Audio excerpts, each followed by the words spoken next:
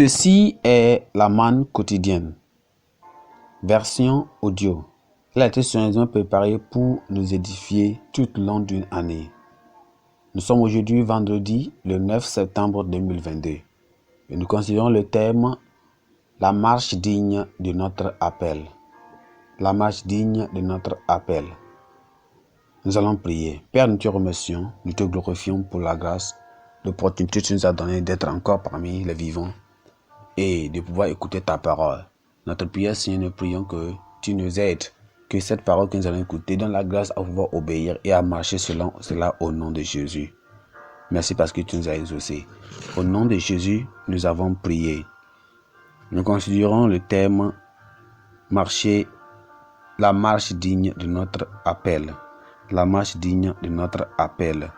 Nous allons considérer notre texte dans le livre d'Éphésiens, chapitre 4, à partir du verset 1 jusqu'au verset 10.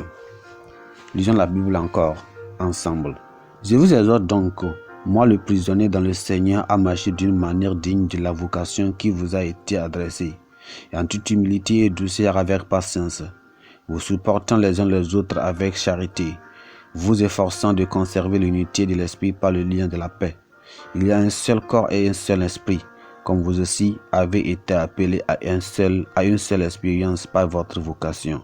Il y a un seul Seigneur, une seule foi et un seul baptême.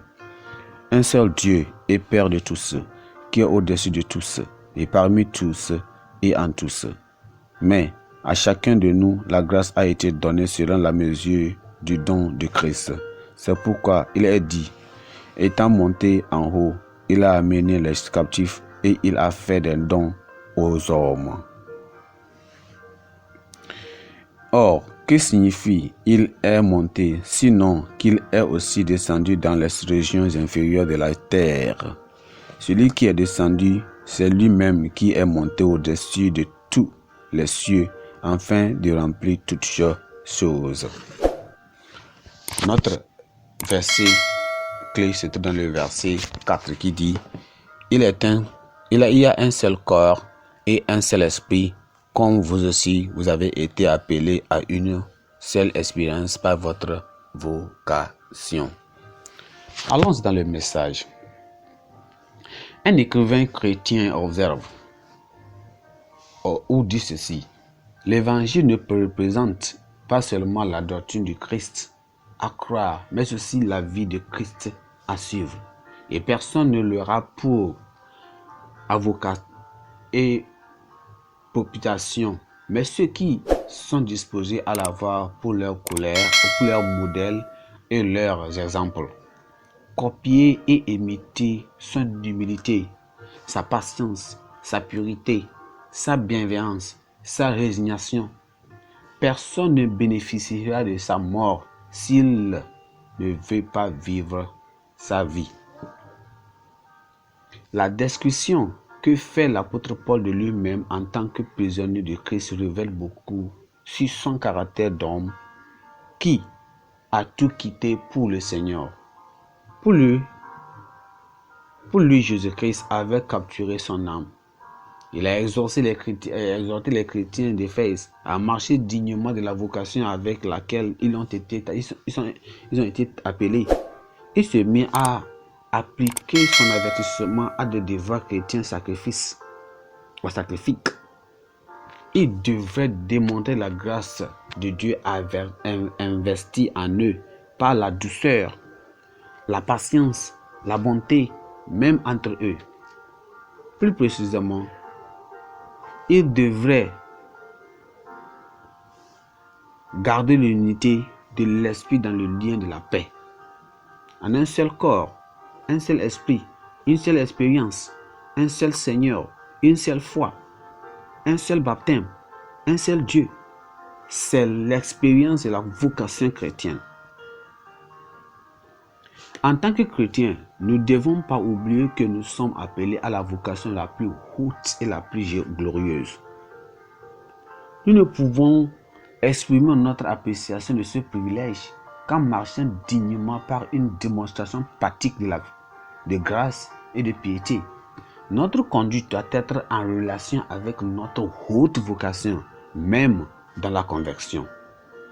Le résultat de la marche digne apportera l'unité, la paix de Dieu dans le cœur et la famille, la force spirituelle, l'approbation de Dieu et l'acceptation des hommes, l'édification des jeunes convertis dans l'Église et même l'évangélisation fructueuse et la doctrine de Dieu selon tous ornés et appréciés à tout moment.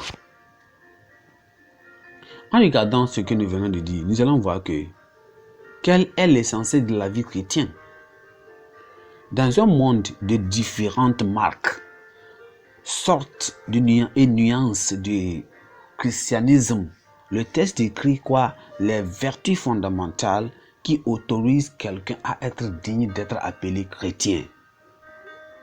Ces vertus ne sont pas produites que par le Saint-Esprit qui habite en ceux qui sont nés de nouveau et devraient être l'objet de désir et de prière pour les vrais saints. Premièrement,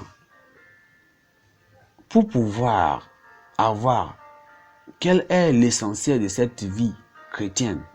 Premier essentiel, la pratique de la ressemblance au Christ.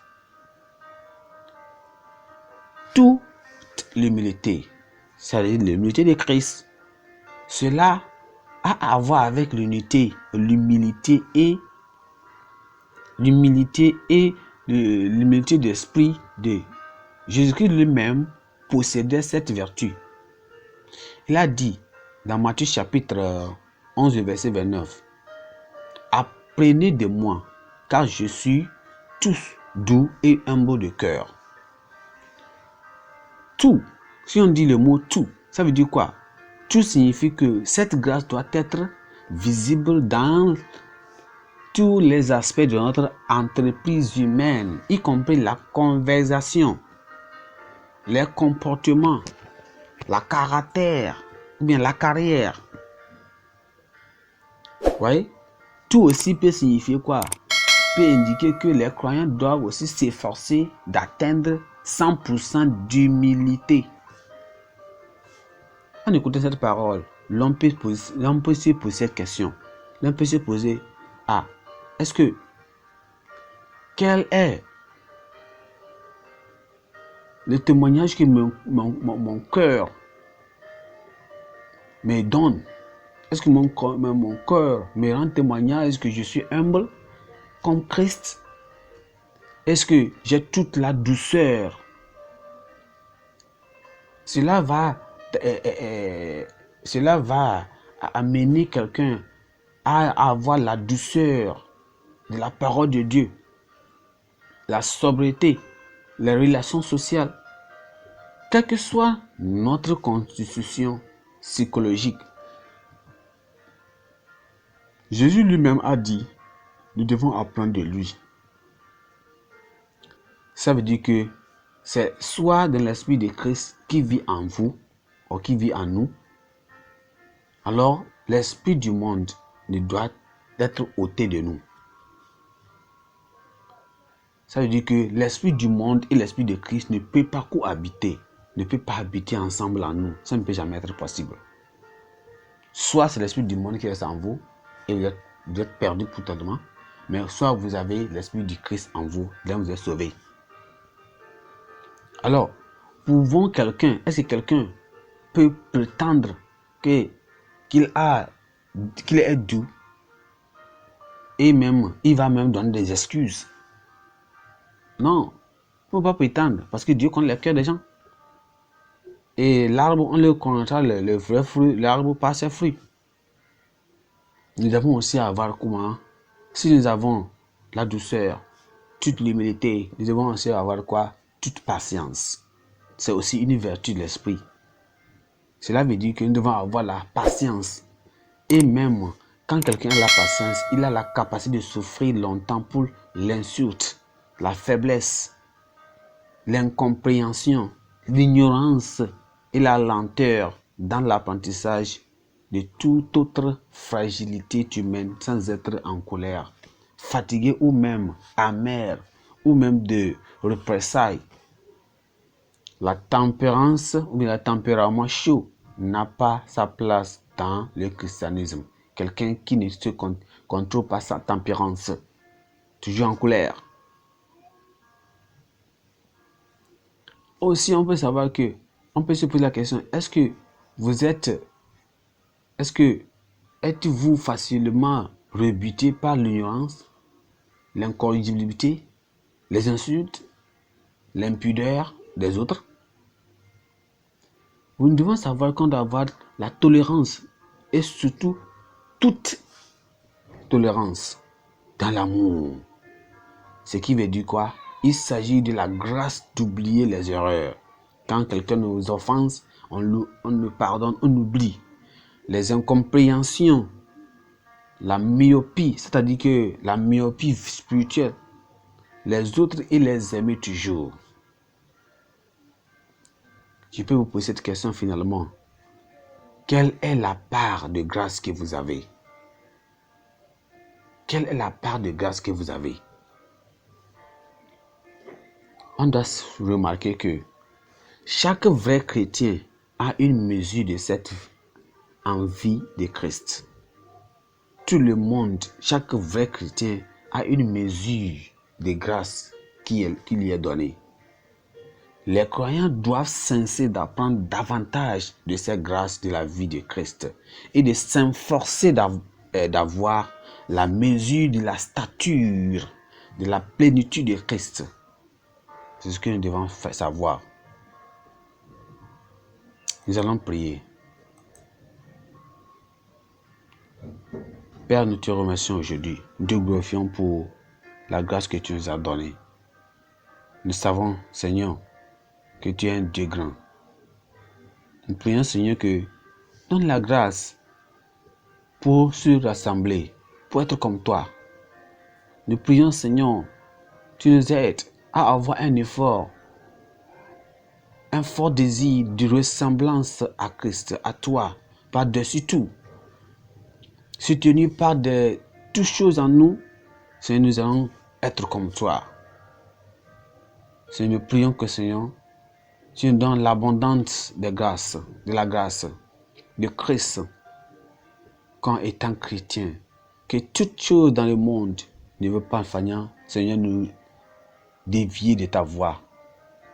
Seigneur, nous prions que tu donnes la grâce de Christ, que nous pouvons vaincre toute autre chose dans ce monde. Demandons, Seigneur, aide-nous à être en bonne relation, des relations sur lesquelles les vertus de Christ, pendant que nous lisons les Écritures, puissent être dossées en nous. Seigneur, nous prions que tu donnes, rends-nous affamés et assoiffés de la grâce de Dieu, de te ressembler, d'être comme toi, 100%. Nous prions, Seigneur, que notre vie révèle la gloire et la beauté du Christ. Nous demandons, Seigneur, dirige nos cœurs et notre désir comme enfants de Dieu à te ressembler. Seigneur, merci parce que tu nous as exaucés. Au nom de Jésus, nous avons prié. Amen. Notre pensée du jeudi, votre appel et votre conversion s'alignent-ils?